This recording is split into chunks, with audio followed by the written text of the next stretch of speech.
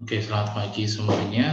Hari ini kita mau lanjutkan pelajaran aja, supaya bisa lebih cepat selesainya. Untuk PTS-nya nanti kan akhir bulan Februari. Jadi minggu depan. Tanggal 23 kan ya Pak mulainya? Iya, rencananya gitu. Minggu depan kita langsung latihan PTS saja. Jadi tinggal 2 lagi sih yang dilakukan sih setelah hari ini ya. Setelah hari ini, jadi kamu latihan PTS sama ulangan sekali lagi sih, cuma itu doang. Nanti ulangannya sifatnya terbuka aja. Mudah-mudahan PJJ ya. Ulangan masih PJJ. Oke, Mudah-mudahan. saya screen dulu. Kelihatan ya?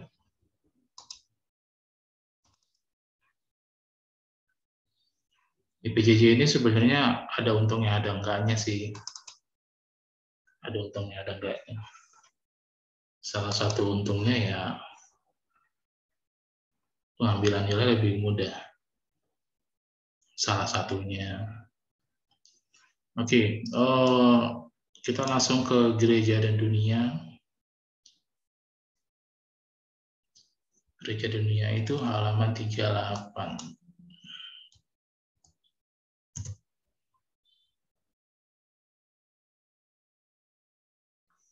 Oke. Ini sebagai pengantar sebenarnya seperti ada yang mengusik. Mengusik maksudnya begini.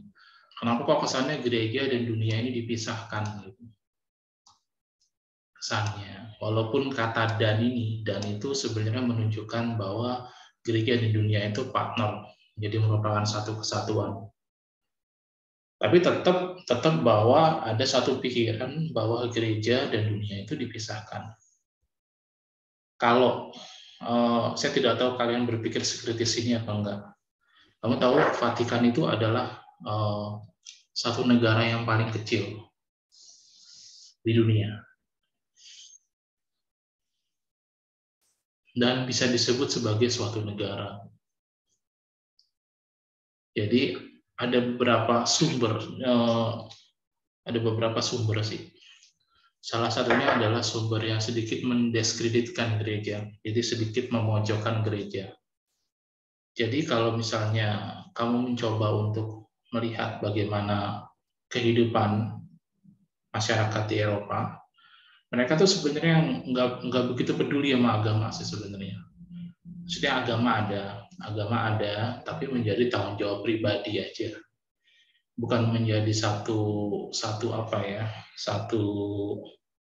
sesuatu yang kalau di Indonesia kan sangat jelas ya mengenai agama. Dan lalu kamu tahu kerajaan Inggris ya, kerajaan Inggris itu punya satu kedaulatan yang sangat. Jadi makanya ada yang disebut sebagai Katolik Anglikan. Jadi Katolik itu bukan Katolik sih ya, maksudnya ada beberapa 3 agama yang sebenarnya termasuk dalam Katolik sih. Jadi Katolik Roma disebutnya karena pusatnya di Roma, lalu Katolik Anglikan, dan Kristen Ortodoks. Nah itu tuh mereka tuh punya satu pengaruh sendiri-sendiri. Jadi intinya mereka tuh mengikatkan diri pada wilayah. Kayak Inggris tuh dengan Anglikannya, jadi mereka tidak mengakui paus sebagai pemimpin. Mereka mengakui bahwa pemimpin utamanya adalah ratu, si raja itu. Nah itu kayak gitu.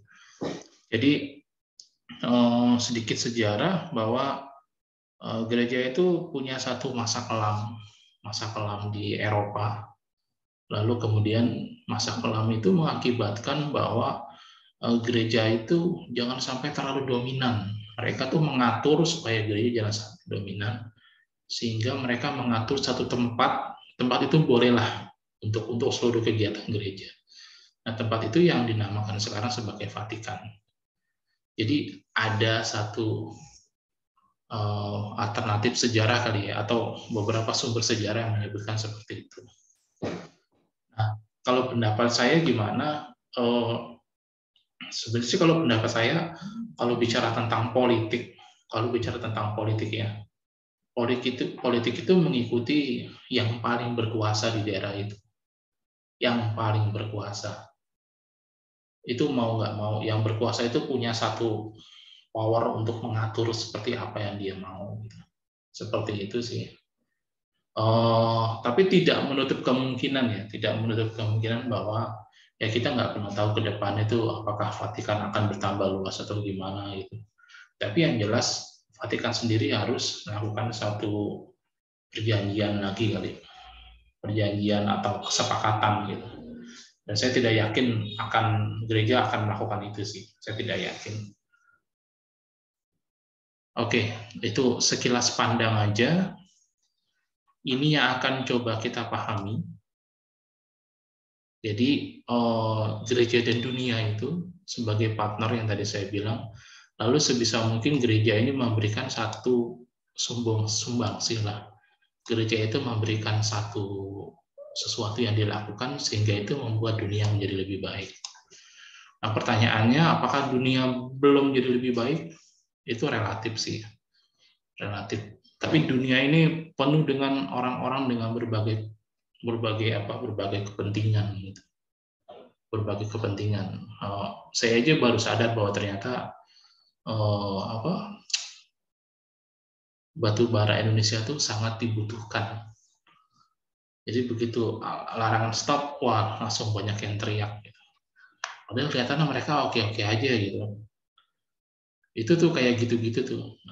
Maksudnya kadang-kadang dalam berbagai keinginan ini ya agak repot juga sih ya.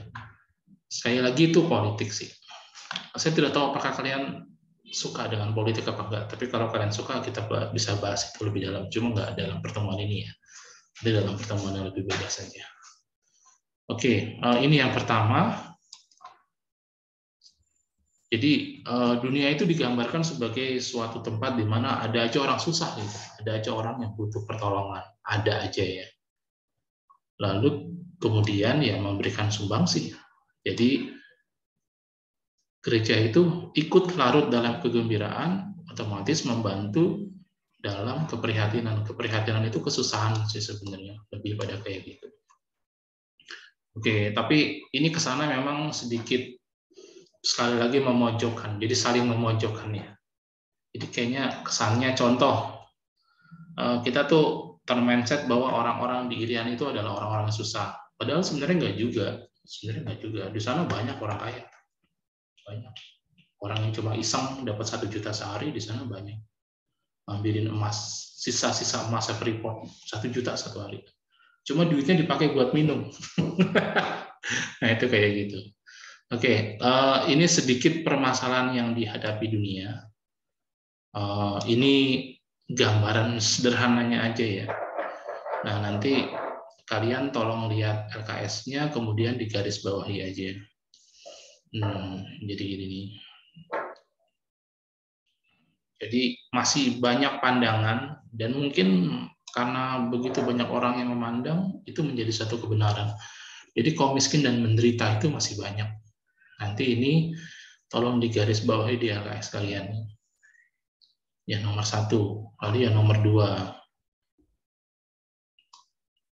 Nomor 2, nah ini. Nanti nomor 2 ini tolong digaris bawahi. Ini. Nanti saya buat video kok. Nanti kalau kalian kurang jelas mana yang digaris bawahi, nanti lihat videonya aja. Jadi berperan secara aktif ya. Berperan secara aktif itu gimana? Berperan secara aktif itu bukan cuma melihat, tapi berpikir dan bertindak apa yang bisa saya lakukan. Nah, jadi kayak gitu. Jadi sebagai contoh sederhana tuh saya ingat waktu pas saya kuliah itu saya punya teman yang dia selalu mengatakan kalimatnya sama selalu setiap sebelum dia ngomong lebih jauh ya. Dia selalu bilang gini, gimana? Ada yang bisa gue bantu nggak? Dia selalu bilang begitu. Kita pikir tuh default gitu. Maksudnya ini orang emang kalau ngomong emang kayak gini kali. Tapi setelah saya pikir-pikir ternyata itu adalah satu perkataan yang sangat bersahabat sekaligus helpful gitu. Ada yang bisa gue bantu nggak? Gimana? Jadi dia selalu begitu, dan dia selalu orang yang kalau ngebantu tuh mantep banget. Teman saya juga bilang perlu apa, kita perlu mobil nih buat nganter Romo nih. Oh ya gampang-gampang, ntar pakai mobil gua aja. Dia bisa bilang begitu, bisa dengan mudah bilang begitu gitu. Dia nggak perhitungin bensinnya gimana, ininya gimana gitu. Nah itu kayak gitu. Orang-orang seperti itu tuh orang-orang yang membuat sekitarnya merasa beruntung.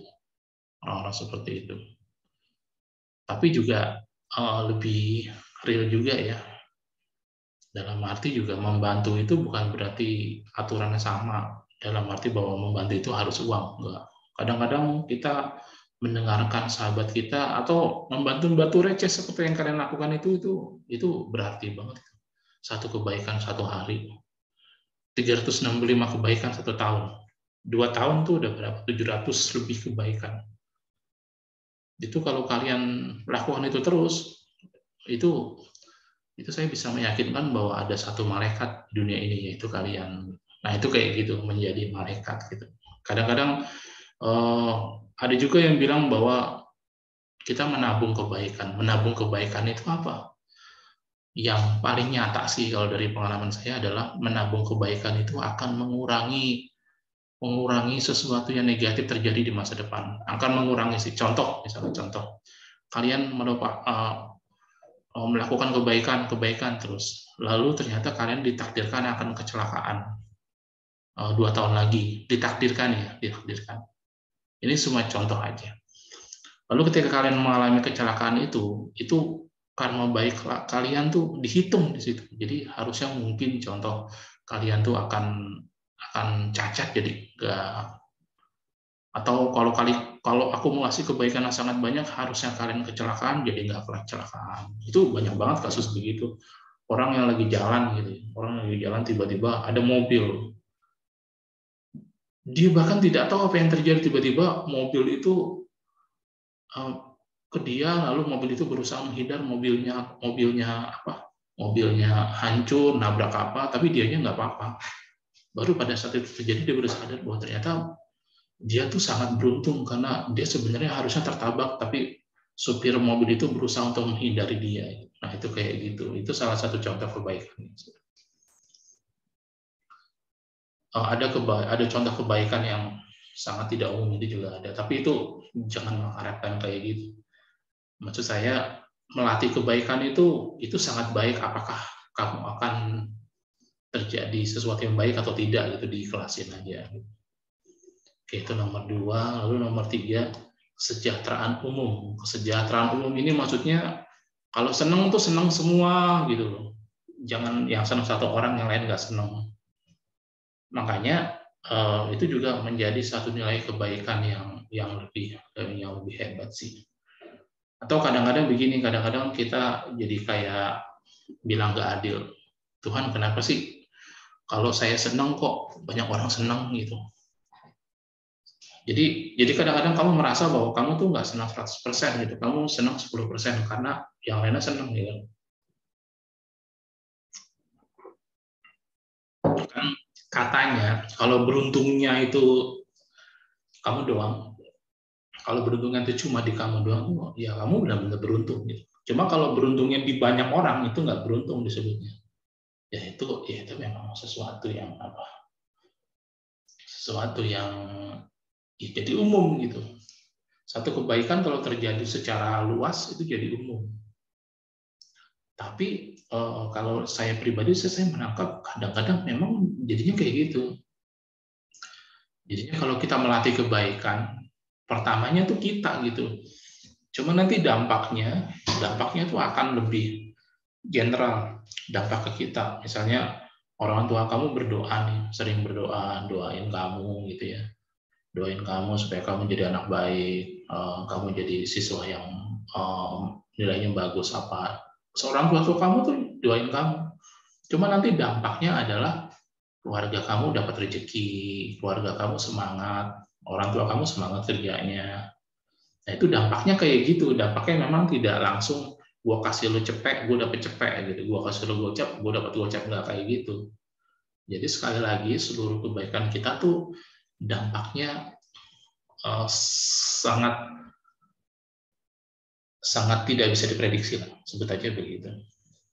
Oke, saya rasa itu dulu ya. Lalu yang keempat, tata dunia harus makin dikembangkan berdasar pada kebenaran. Dunia itu suatu tempat di mana memang agak sulit untuk menegakkan keadilan, itu sulit memang. Contoh, kamu tahu harga minyak goreng terakhir ya? Itu harusnya itu rata. Itu sebenarnya bisa terjadi kalau setiap orang itu kayak tentara. Setiap orang nurut, tapi kan banyak orang yang nggak nurut kan. Kalau gue bisa dapat untung gede, kenapa enggak gitu. Jadi mereka tuh kadang-kadang menjual. Ya kalau orang butuh kan mau beli berapa aja, itu kayak gitu. Nah kasus minyak goreng itu kebijakan yang nggak akan diturutin, karena menurut para pedagang itu ya gue rugi dong. Padahal pemerintah tuh pengennya setiap orang dapat minyak goreng dengan gampang. Ya kadang-kadang untuk berbuat kebenaran kita butuh pengorbanan. Sekali lagi, untuk berbuat kebenaran kita butuh pengorbanan. Saya punya teman, dia cara jualannya unik. Kalau dia ditanya gitu, dia kan jualan kelontong. Kelontong tuh toko sehari-hari, kebutuhan sehari-hari gitu. Dia ditanya, ini berapa? Terus dia kasih tahu modalnya dia. Misalnya apa ya? Misalnya minyak goreng lah gitu. Ini modal gue segini nih. Modal gue segini. Nah, lu terserah deh mau ngasih gue untung berapa gitu. Dia kasih tahu modalnya, ongkosnya, kira-kira tuh modal dia tuh berapa gitu. Jadi kadang-kadang nanti orang mikir, biasanya sih kasih lebih sih biasanya. Nah, orang-orang tuh terharu. Kalau udah terharu tuh lebih gampang sebenarnya. Kayak kamu gini, kalau istri saya nih, kalau pakai bahasa istri saya, kalau gue suka makanannya, berapapun mahalnya gue beli, karena gue suka ini makanannya enak. Cuma kalau makanannya nggak enak, murah aja males. Saya begitu memang bisa jadi kayak gitu sih. Oke, lalu yang terakhir mengenai ajaran sosial gereja. Ajaran sosial itu adalah ajaran tentang masyarakat, mengamati masyarakat, dan sekali lagi apa yang bisa dilakukan untuk membuat lebih baik aja gitu. Sumbangsihnya apa yang bisa dilakukan. Gereja tuh memikirkan itu, kayak contoh, gereja itu mendirikan sekolah strada. Itu sekolah gereja, itu punyanya KAJ. Sekolah strada itu kalau diterjemahkan itu adalah sekolah negerinya Katolik. Sekolah negerinya Katolik. Nah, lalu kalau kamu di sekolah strada atau sekolah-sekolah Katolik, kamu akan tahu bahwa bayaran kalian tuh beda-beda antara anak satu dengan yang lain. Jadi ada semacam kayak subsidi silang gitu. Nah, itu kayak gitu. Lalu ada beberapa sarana prasarana gitu ya. Dan ngomong-ngomong, kemarin saya semalam ketemu dengan teman-teman guru-guru agama gitu, mereka heran karena di Strada itu nggak ada guru agama. Untuk yang SD, mereka nggak punya guru agama. Lalu ada anak mau belajar komuni pertama, tapi dia belum dibaptis. Lalu guru kelasnya, jadi pelajaran agama tuh diajar oleh guru kelas di SD. Guru kelasnya bilang, kamu ikut itu aja, komper aja, komuni pertama. Ntar di situ sekalian dibaptis. Teman saya heran-heran. Bagaimana bisa? Sementara kan orang kalau mau dibaptis kan harus ada katakumen dulu 1 tahun gitu. Nah itu ada sesuatu yang memang kalau bicara soal profesi memang nggak tergantikan gitu. Kayak kalian bisa ngajar matematika, bisa matematika dasar ya, tapi kalian tidak akan bisa seperti guru matematika kalian. Nah itu kayak gitu sih, selebihnya kayak gitu. Oke, nah jadi simpelnya adalah yang mau saya bilang terkait dengan gereja dan dunia ini, terkait dengan apa yang bisa gereja lakukan pada dunia, pada sekitar, untuk membuat dunia menjadi lebih baik. Supaya apa? Ketika dunia menjadi lebih baik, gereja juga lebih nyaman dan berkembang. Nah, jadi kayak gitu. Contoh yang terakhir, kita tuh selalu masih punya masalah dalam pembangunan gereja, masih punya masalah. Tapi kita mengikuti prosedurnya, nggak akan nyogok juga, nggak akan melakukan ini. Ketika bangun gereja kan harus Misalnya harus melakukan 5 hal, ya udah lakukan 5 hal. Kalau ternyata 5 hal yang belum dilakukan, nggak apa-apa, nggak marah, nggak demo gitu, nggak lapor polisi, nggak itu. Orang-orang kita tuh kayak gitu, kalau diperlakukan tidak baik, mereka nggak lapor. Jadi, tapi dia biasa aja gitu. Tetap berusaha, tetap komitmen bahwa gereja itu tidak akan menyogok petugas misalnya. Gereja itu tidak akan mempermasalahkan ini, mempermasalahkan itu. Gitu. Gereja tetap sebagai gereja mengikuti prosedur.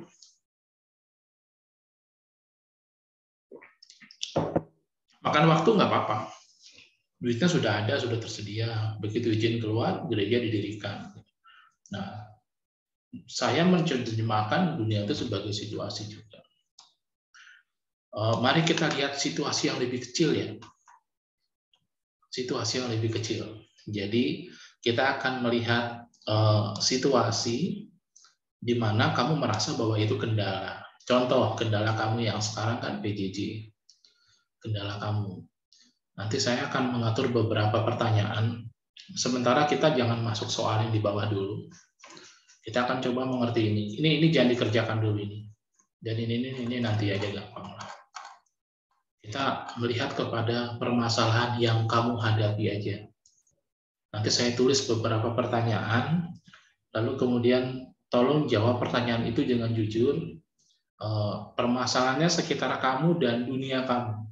Jadi dunia ini kita terjemahkan sebagai dunia, sebagai satu satu kehidupan yang kamu ketahui dan kamu hadapi setiap hari. Oke, sampai sini ada pertanyaan? Kalau enggak, kita langsung ke grup WhatsApp. Saya tutup dulu. Ada pertanyaan sampai sini? Bisa diulangin lagi nggak, Pak? Saya kurang paham. Oke, jadi begini. Ini kan kita kan bicara tentang gereja dan dunia ya. Gereja dan dunia. Nah, lalu pada saat kita bicara tentang gereja dunia kan intinya bagaimana membuat dunia ini menjadi lebih baik. Gereja melakukan segala sesuatu supaya dunia jadi lebih baik. Kalau dunia menjadi lebih baik, gereja menjadi lebih nyaman. Nah, saya akan membawa dunia ini menjadi sesuatu yang kamu hadapi. Jadi ini bisa diganti menjadi judulnya nih, permasalahan yang kamu hadapi, kayak gitu. Nanti saya akan kasih beberapa pertanyaan di dalam grup WhatsApp kita, lalu kemudian kamu tolong jawab pertanyaan itu. Intinya dalam pertanyaan yang diberikan itu adalah sesuatu yang kamu hadapi dan kira-kira kamu bisa lakukan apa sih? Intinya kayak gitu sebenarnya. Secara sederhana aja, tantangan yang sudah kelihatan nih, kamu akan PJJ sampai hari Jumat. Itu masalah loh buat kamu. Itu masalah. Buat kita nih yang para guru juga masalah, karena kita harus Zoom. Nah, Zoom itu berkaitan dengan pulsa. Nah, itu contohnya kayak gitu. Jadi sekali lagi nanti setelah ini kita akan masuk dalam grup WhatsApp dan saya akan menanyakan beberapa permasalahan yang kamu hadapi sekarang gitu. Permasalahan yang nyata yang kamu hadapi tapi tolong jawab pertanyaan-pertanyaan itu dengan jujur aja. Jujur, kira-kira solusi sederhananya sih kayak apa gitu. Lebih pada kayak gitu supaya kenapa saya buat begitu supaya kata dunia ini menjadi lebih nyata gitu. Dunia tuh apa sih dunia? The world is our life. Hidup kita itu. Ketika kamu bisa membuat hidup kamu jadi lebih baik, kamu membuat dunia kamu jadi lebih baik. Nah, kayak gitu. Oke, apakah masih bingung atau ada pertanyaan lain? Enggak, Pak. Oke, kalau begitu saya akhiri dulu ya. Akhiri dulu videonya. Nanti videonya saya upload ke YouTube biar kalau mau kamu mau lihat lagi boleh. Oke, kita ketemu di grup ya. Thank you, bye-bye. Kalian boleh leave dari grup. Ya, Mbak. Makasih, Mbak. Ya, bye-bye. Terima kasih, Pak. Bye-bye. Oke, bye-bye.